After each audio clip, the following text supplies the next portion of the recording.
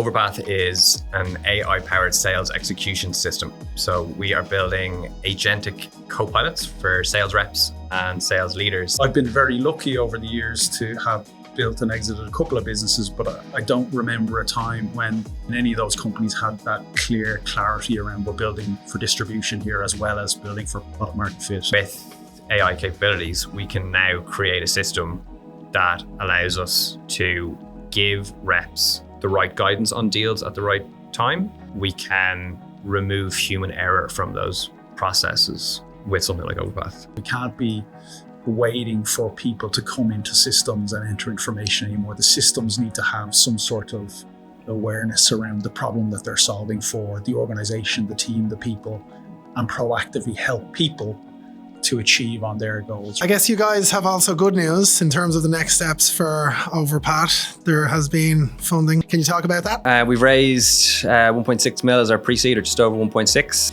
It gives us the opportunity to build the team, and it gives us an opportunity to really, build something substantial that we can go out and test in the market, and hopefully get us to the next phase. Well, lads, welcome to the podcast. Thanks, Robin. Finally got you on. The tag team, it's back together. I get straight in. Ross, you first. Overpath, where did the idea come from? What problem is it solving? So the idea for Overpath came from, I suppose, a few different places. So I've been running a training business, the Lennox Academy, for the last 3 years or so. And so I spent a lot of time with sales leaders, with sales reps, understanding, what skills and skill set deficits exist in the market. So I suppose it was that domain understanding there. Also been sitting on the sidelines of this AI revolution that's going on, and knowing that I wanted to build something, but not wanting to jump in for the sake of jumping in either, right? So I had this moment last year where I started to do this online content series, and I was going back to my roots, making cold calls and posting about it online. And what I found myself doing was inputting our training IP into ChatGPT so that it would manage me throughout the week as I was making cold calls. And I just had this light bulb moment that I didn't really believe that AI was going to automate away the sales role, at least not in the short term, but actually that the future of sales was about AI assisted human selling. And that kind of set me on a path to understanding what a product might look like, and led me down a road to making a phone call to Dermot. Very good, very good. And Dermot, how did you meet Ross? Where did the partnership come from? How did I meet Ross? We met a long time ago, 2022, I think it was. I was running an e-commerce company back then, and we needed new sales leadership. And I went out into the market had a specific idea what the company needed, a bit of energy, bit of youth, but also somebody who had an old head on their shoulders, if that makes sense. So, has proven track record at putting sales structures in place, and I couldn't find anybody, so I ended up getting Ross joined the team. So we couldn't find anybody who fit the bill. So managed to find this man, which was great. And since then we've we'd a interesting time there, but we've known each other now for 4 years, going on 5, and it finds us here today. Just to answer the second part of your question, Overpath is an AI-powered sales execution system. So we are building agentic co-pilots for sales reps and sales leaders, and they will essentially guide all of the go-to-market activities that those people are doing. Yeah. Okay. So it's a way of a manager sitting down with a rep and obviously using AI to kind of spot maybe gaps or execution or what's in the pipeline and what's actually going to close, as opposed to what might not close. Yeah, there's a little bit of that, right? So there's a few things that we are seeing in the market at the moment. One is that skill set deficit that I mentioned, right? I think a lot of this is a hangover from COVID. So we exiting COVID, entered into a very different economic market. Mm-hmm.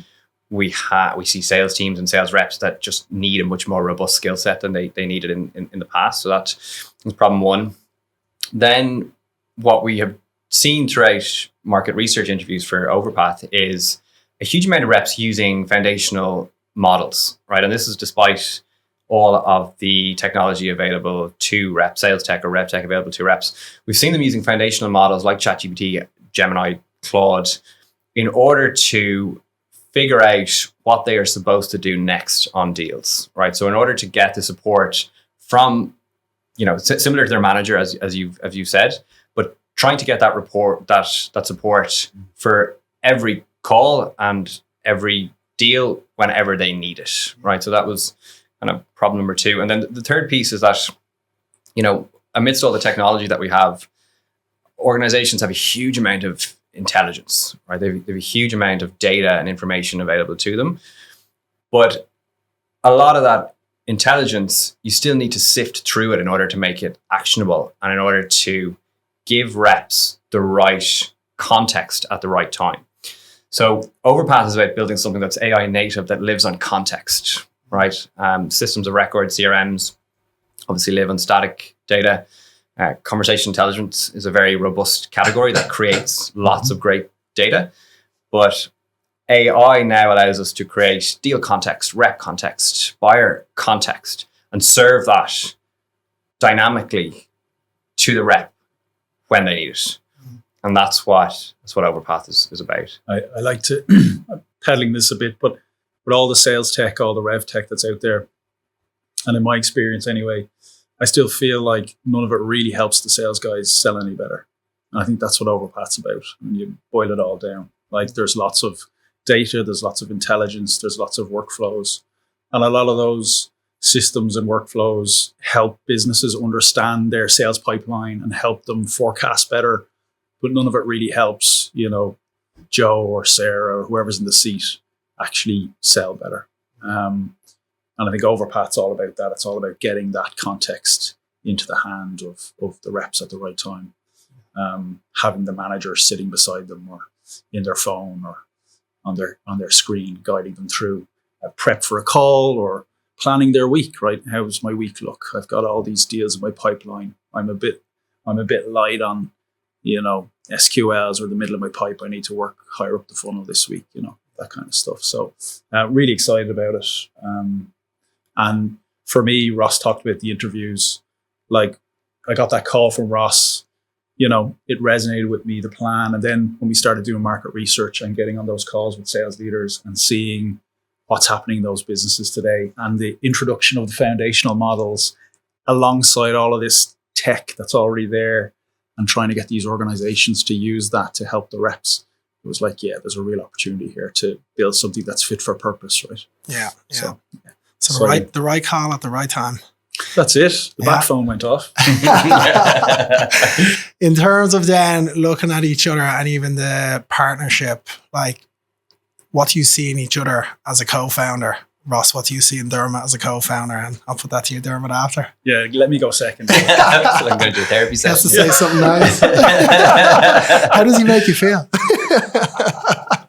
So I think, we both understood pretty quickly that we have complementary skill sets, right? So obviously I've spent time within the domain piece and sold my soul to the LinkedIn devils. I'm comfortable pushing content out and thinking about distribution. But I think really I have never built a technology product, right? And so I needed somebody that had a technical background, but also somebody that had the commercial understanding of the problem to translate the challenge that we were hearing and seeing into technical language, right? And we are going into a very busy space.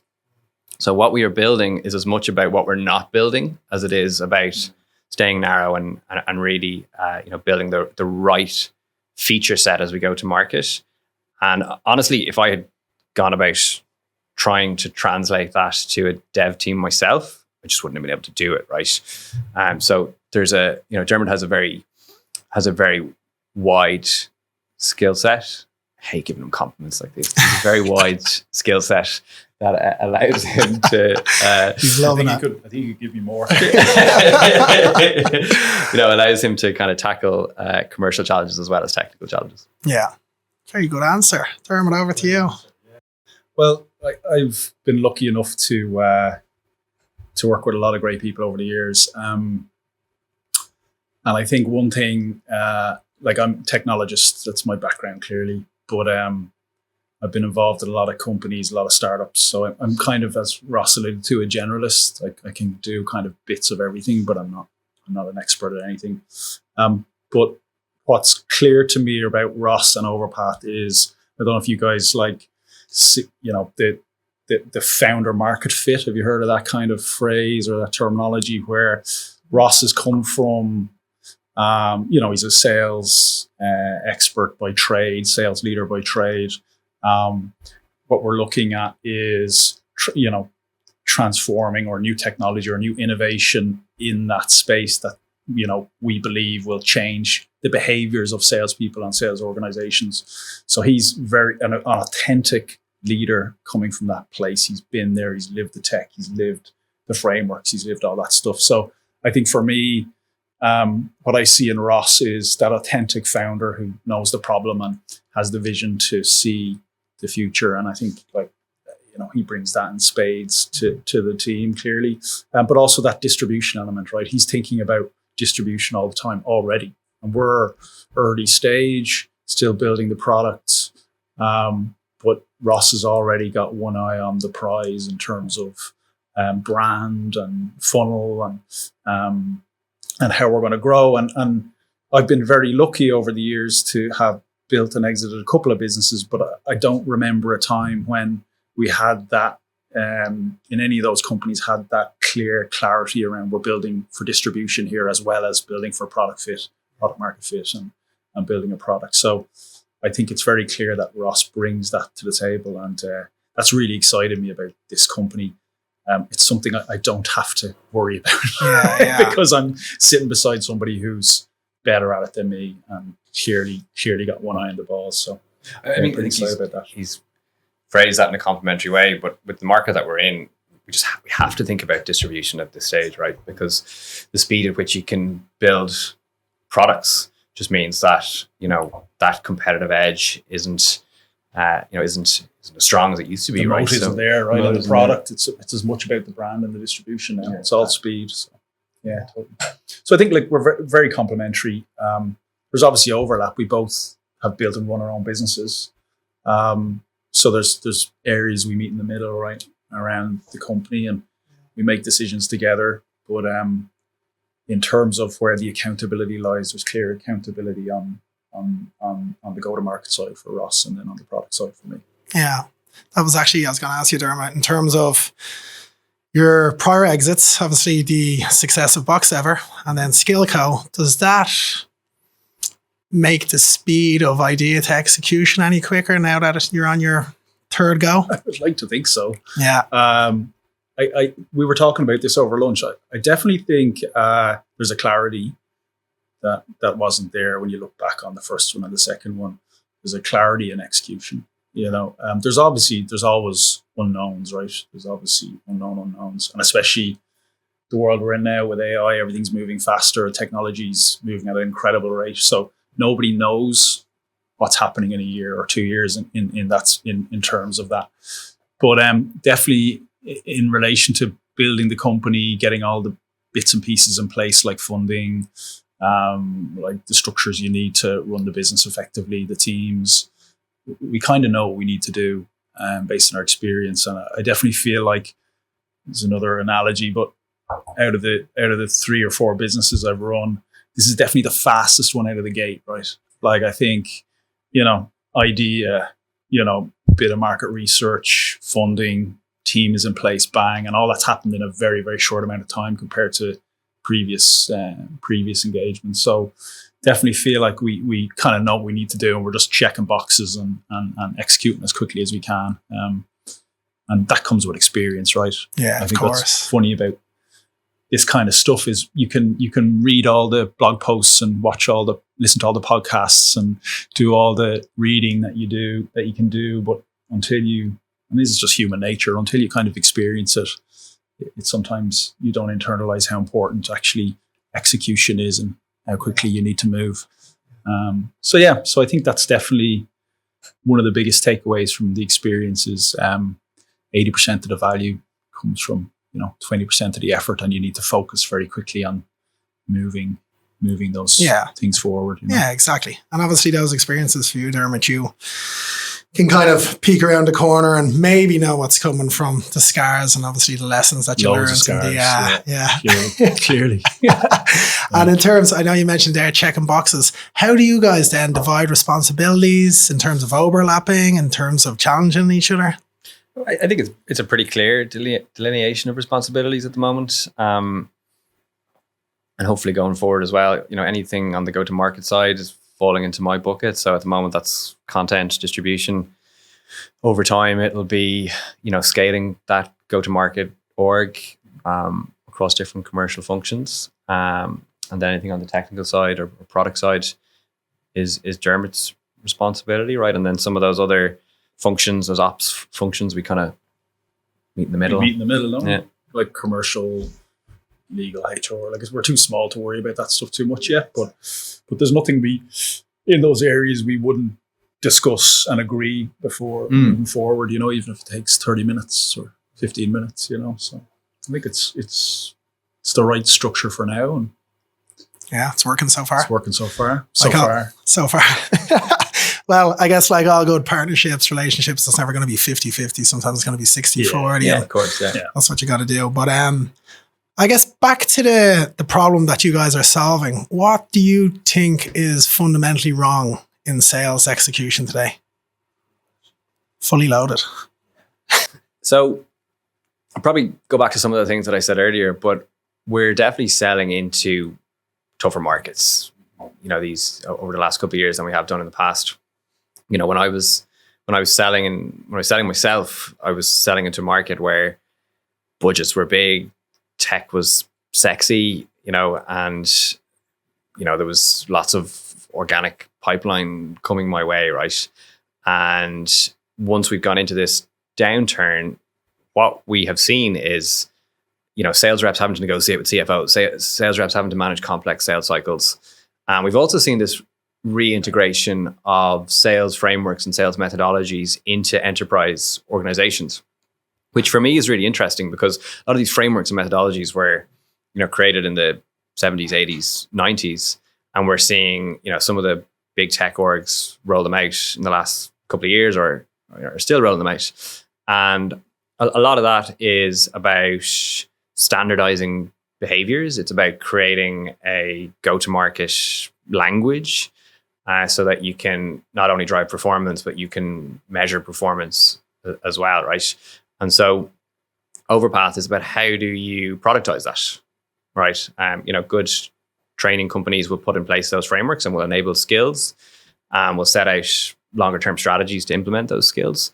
But ultimately, with AI capabilities, we can now create a system that allows us to give reps the right guidance on deals at the right time and also stop them from missing simple things, right? A lot of good sales is just simply about, really good preparation. It's about really good follow-up. It's about good stakeholder management, good deal execution. And that sometimes is not about really quality sales behavior. Sometimes it's about, just great sales execution, being organized, pipeline hygiene. And again, we can remove human error from those processes with something like Overpath. Yeah. And I think you mentioned it earlier, like I was about to say what sales tools? Obviously, sound change, change behavior. Space. I don't want you to name them, but maybe you could talk about some of the tools that don't really change behavior and improve execution, but just track, monitor. You can talk about categories for sure. Sure, yeah. And I think there's an important point in here, right? So, there are very mature categories out there. I'm talking about CRM, I'm talking about sales intelligence or revenue intelligence, sales automation categories. And as a product of there being lots of categories, what you have is fatigue, right? So you kind of context switching for reps and you got this fatigue with using lots of different tools. So part of creating an effective AI native system is about giving reps the ability to engage with the copilot in whatever capacity they want. So within their existing workflow, right? So obviously There will be a web app and a Chrome extension. We want reps to be able to engage with Molly, which is the name of the first agent that we're building, via Slack, via WhatsApp, via voice.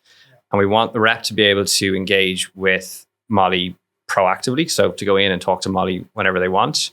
But we also want Molly to engage with reps proactively, right? Which is a really important part of this. We want Overpath to be a living system, right? So you're a rep, you have a bunch of calls that day, and you get a Slack or a WhatsApp from the agent that says, hey, Martin, you got a call this afternoon at 2:00. Looks like you haven't engaged with the economic buyer. Looks like you haven't done your competitive talk track or competitive discovery. Let's prep it now, right? So it's not just about the rep going in and using Molly proactively. Actually, we can create a system that kind of fundamentally and deeply understands the go-to-market motion and can engage with you, even if you're not engaging with it. Yeah, exactly. Like any good coach or manager is someone who comes to you proactively and says, where are you on this? How do we improve this? Rather than just waiting for you to come to them. Exactly. And it's a key philosophy for us is that behavioral change, right? Like the behaviors for the reps these days of having to log into this system, update it, log into this system, update it, set your pipeline, okay, listen to your transcript, take information from that, put it in this system.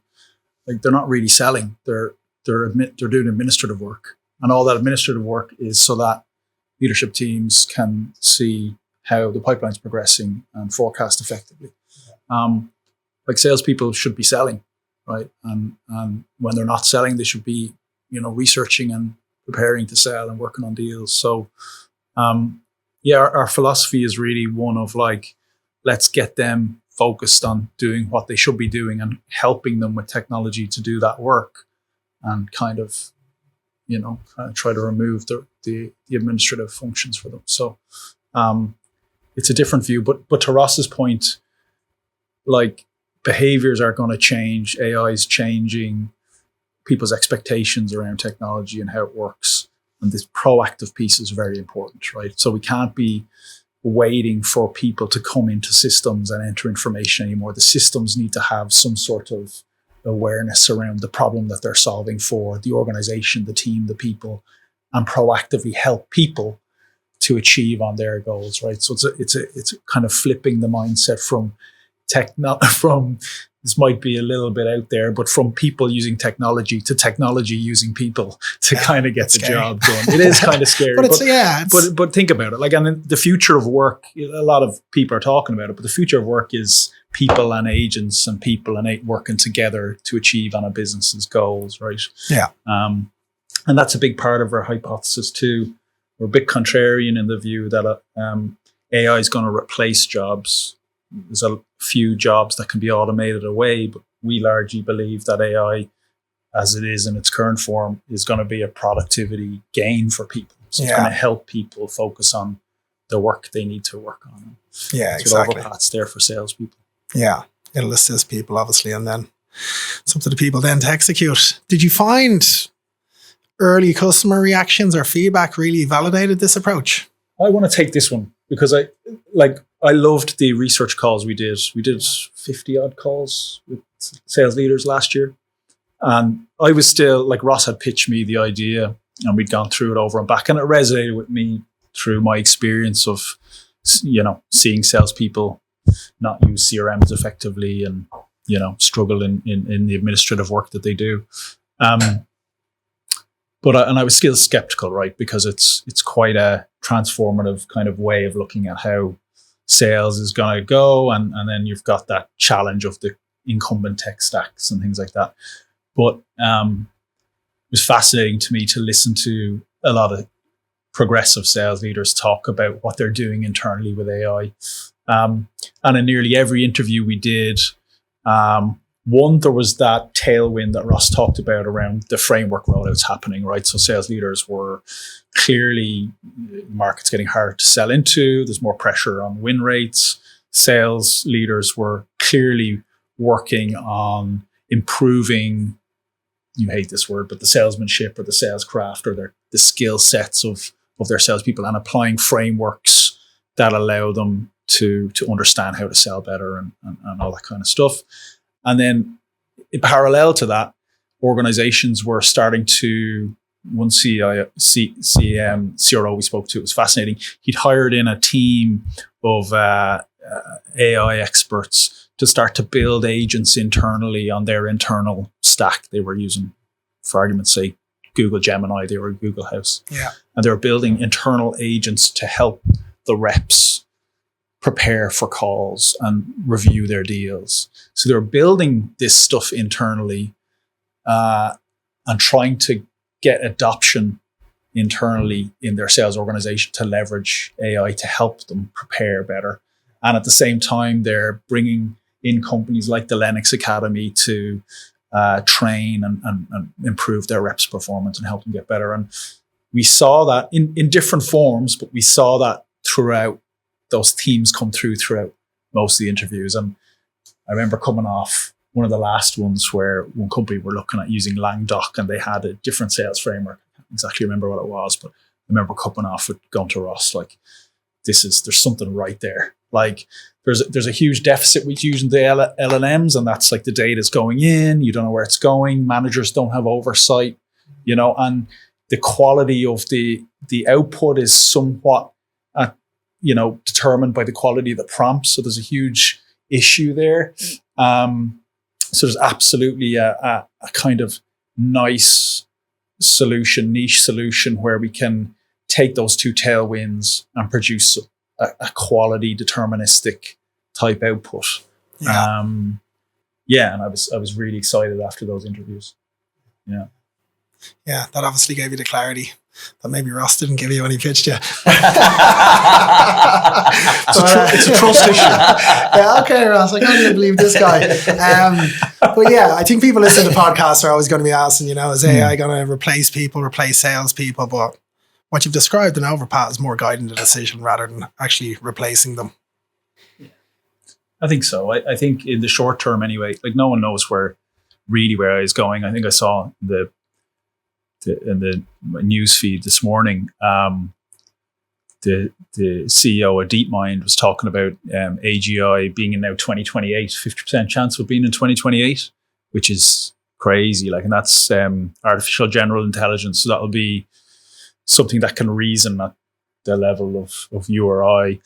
Like, but there's also people who are saying it's going to be 2035, and there's people who are saying it's going to be 2060, and there's people who are saying it's 2030. So nobody really knows where it's going. It's all a big, everyone's making a lot of bets. But what's clear right now, and for the foreseeable, is that what we have now, which is generative AI, is absolutely a massive productivity opportunity to drive productivity and automation in a lot of jobs and roles. And in that world, there are automatable jobs, but the majority of jobs, really, the benefit that they'll get from generative AI is one of productivity. And that's what we believe, right? So people are going to get more productive. What does that mean for a sales rep? Means, whereas I might have been able to manage a funnel of 15 deals a month, I can now manage 25. Because I don't have to do as much thinking and as much administration. I can execute on 25 deals instead of 15. What does it mean for a sales manager? Whereas I used to be able to only manage 8 reps, I can now manage 12 reps because, AI is helping me do a lot of the administration, cutting out administrative tasks. So for us, it's productivity and efficacy in the short term. Yeah. My belief is that for as long as people are buying tech, people will be selling tech. And we've seen it in our category where we had a lot of startups come out hot with messaging and come out with, early prototypes or come out with tech designed to automate away the SDR role. And, some of those have had some success in doing that, but all of my customers are still hiring SDRs and still hiring BDRs. And I believe, there's a road to go for that role and that function yet, right? And there is a prevailing narrative coming through within the category now that, as buyers, we're all fatigued by the AI automated outreach that we get, right? And so human outreach is almost refreshing, and it feels like the way for a while yet. We were at Pendulum last week, which was brilliant, wasn't it? Yeah, It was really good. great. It was Really great, fantastic.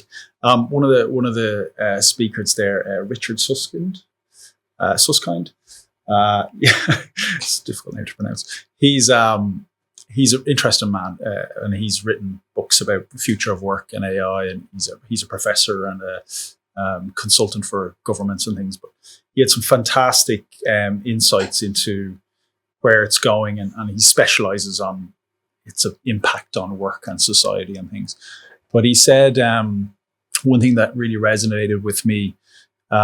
He said that in the short term, based on all the hype and all the excitement around AI, in the short term, he feels like it's going to let us down. Like a lot of people are expecting more of an impact from it.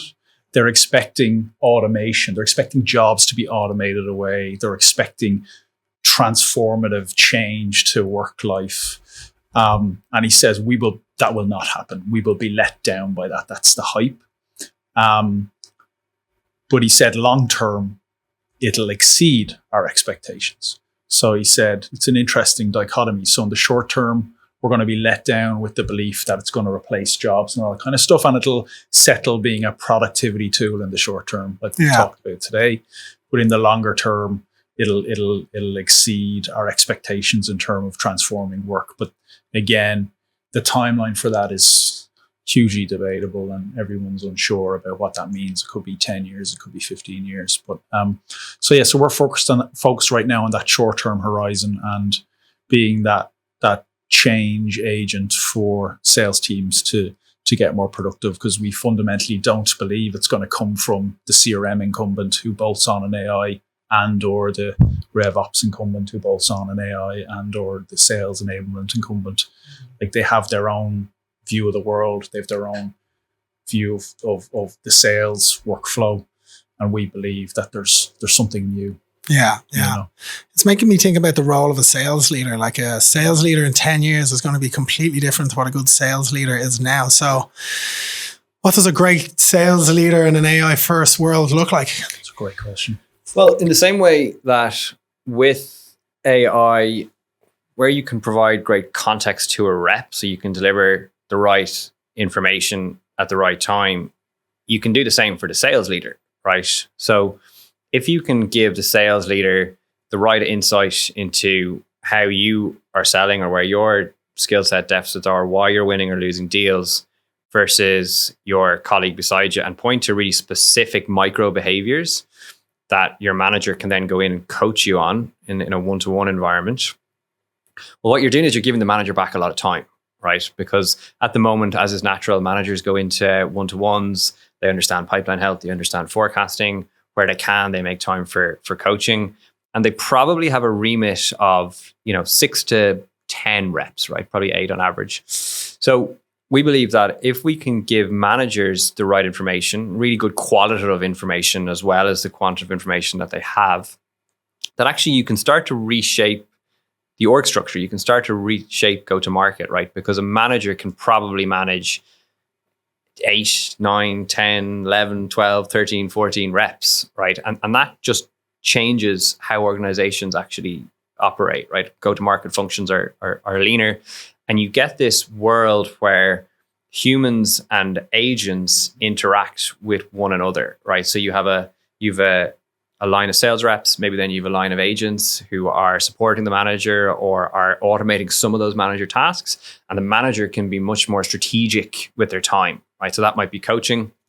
It might be also some of those more strategic functions, around understand, like skill set benchmarking or hiring or, budgeting, right? And just making some of those bigger organizational decisions. And again, it's about a co-pilot experience where I can access that context in whatever environment I want, so that I can be effective whenever I want, right?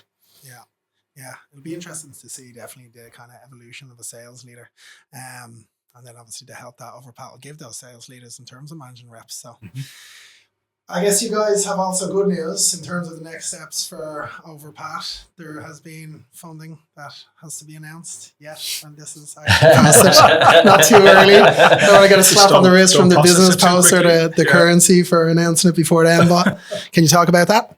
We can indeed, yeah. So we've raised 1.6 mil as our pre-seed, or just over 1.6, and a round led by Elkstone, with participation from Sure Valley and one angel, Paul Terry, who's my old sales director. And we're really excited about it, right? We're really excited that it gives us the opportunity to build the team that we want. So we've already put a team in place, and it gives us an opportunity to really, build something substantial that we can go out and test in the market, and hopefully get us to the next phase. Very good. And I guess just to put people almost in the room with investors, what is the one thing that they really care about? Like when you were pitching Overpath, what was the one thing that they zoned in on? Besides, will it make us money? Yeah. It's an interesting one. I think it does come down to team. Yeah. And it's no cliche, but definitely because it got me thinking about the past as well, and definitely looking back at I've done a few startups now myself, but I'm also an active angel investor, and I think it's the people. Like the category is busy, the sales tech category, especially in AI. And yeah, we've quite with Ross's vision, we've quite a contrarian view, which is good. But I think from getting in front of the investor community, I think the team is something they're willing to back in terms of his fit for the market, his experience, my experience, and I think that played a big role in it. Right, if it was just two random guys or gals, peddling sales AI, I think it would have been very hard maybe to get funding. And it does make me think about the box ever days as well with the lads. Like that product, that business. If I was to look at it as an investor now, with everything I know now, I would have probably found it very hard to invest in. The TAM was average in size, and it was high concentration. There was only a few number of customers you could sell to. It was all technology, dripping with technology risk, big data and machine learning. Like it was very early. It was so it was just dripping with risk, the whole thing. But the team, not me, but the other two lads, Alan and Dave, were exceptional. And I think when I think about it and I look back on it again, it was like, I remember Shay Garvey back in the day, when he was with Delta. I remember him telling us, like, this is going to be very difficult. Selling to airlines is difficult. You're looking to sell globally, like immediately from day one, you're a global business because there's only like 2 airlines here, and they're all around the world. Yeah. There's only 300 of them. And it's all a long sales cycle, and the technology is brand new and it doesn't exist. And he was like, this is likely not going to work. But the team was very convincing, and he was willing to take the punt on that. So for me, I think it's always comes back to the people. Loads of ideas. Everyone has lots of ideas, but if you believe in the team and their ability to make it a reality, I think that's the biggest investor problem. Yeah, I think the hardest conversation that we ran into was one that we expected, which is that everybody has a sales tech idea. Everybody has a go-to-market tech idea, right? So why are we any different? And what we worked really hard on ourselves, even before we met any potential investors, was really understanding what our narrow niche looks like within that category as we go to market, right? So obviously you want to build a very big vision for where the company is going, but in terms of taking a product to market in a very busy space, you have to really understand what the space and what the narrow niche that you're carving out is, right? The wedge as well. The wedge, exactly, yeah. And again, I think for me, as we've started to build Overpath, the biggest learning or the biggest challenge maybe is about keeping us within those guardrails, right? Because as you start to build something, you see so many cool opportunities to build a feature, but it has to stay within this thesis that we have as we go to market, because we're going into such a busy space. Yeah. And in terms of the funding, like people are raising funds to hire, to build product, to scale. What does this funding unlock for Overpath over the next 12 to 18 months? Build product, but get to revenue ultimately. Like everything now, it's faster, isn't it? Like companies are growing faster, they're getting to revenue faster, they're building product faster. Really, this money just allows us to put a team in place to get the product built and get to revenue. We need to prove the thesis and get moving, and that's it really. I think it's that simple, and there's no point in over complicating it. It's all about execution now. It's all about every day, every week, every month, making progress, iterating on the proposition, and doing what customers need. Building it in public so you can watch us succeed and fail. Yeah, not totally excited about that. But Ross is, it's fantastic. Like I think Ross has already put together a very strong design partnership. So we're not building in a vacuum. We have, they're not customers yet, but we have hopefully customers who, and even if they don't become customers, are hugely valuable to us in terms of validating what we believe, and they are willing to work with us and help us refine it and build it before we take it to market. So, the funding is allowing us to do all that and get a nice brand and do a bit of marketing up front. So, yeah. It's a LinkedIn post every day, Ross. Yeah, every day, right there. Of course I am. You'll just see me reposting. Repost with your thoughts now. Just repost and turn off. Yeah. What are the biggest risks then as you scale? Or actually, what's the biggest threat to the business, do you guys believe? Well, so one is making sure that we stay within that niche that we've talked about, right? It would be very easy for us to build features that are useful, but that immediately put us in a different category, right? That put us in the revenue intelligence category, or put us in this system of record or CRM category, right? And if we wake up in 12 months and we have an immature CRM that people log into, and there's a little bit of AI in there, we're dead in the water, right? So we have to build something that is not only unique in its technical capacity, but also in how people use it, right? So it has to feel fresh. It has to be dynamic. And, we have to figure out exactly what that looks like. We've got great ideas, or we think they're great ideas, but those design partnerships are crucial, right? Because we got to put ideas in front of people, and no doubt they will be bounced around and torn apart. And we have to come out the other side of those design partnerships quickly and start generating revenue and prove the thesis. So, it's about building something that still fundamentally is a figment of our imagination, right? And creating something that drives usage. I generally agree with all that. Yeah, I think that, and it's just, I think the biggest risk is speed, to be honest. Like everything's moving so fast. Yeah. It's based on the observations we have and the market research we've done and the way the world is moving, interfaces, products, investment. Like, I think the thesis is very strong. And the feedback we're getting on the design partnerships, I think the thesis is strong. And I think, so that is risk, but we just got to stay in the guardrails and execute very quickly. Yeah. So it's all about speed, and the market's moving so fast. Incumbents are struggling and moving quickly.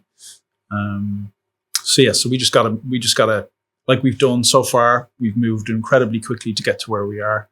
The investors we have behind us are bought into that as a core value for the company.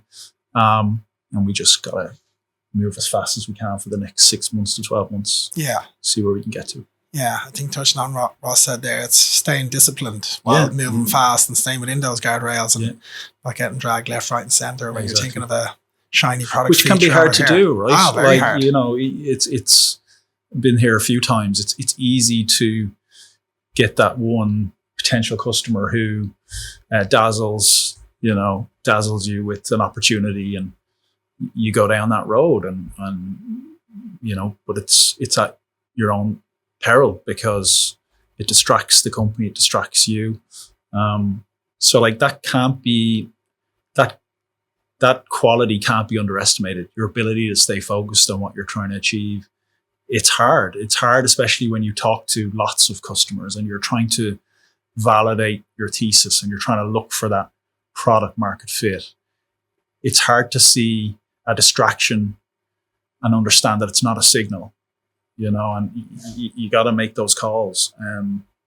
But I think we're very, I don't know if it's coming across today, but we're very aligned on what we're trying to do.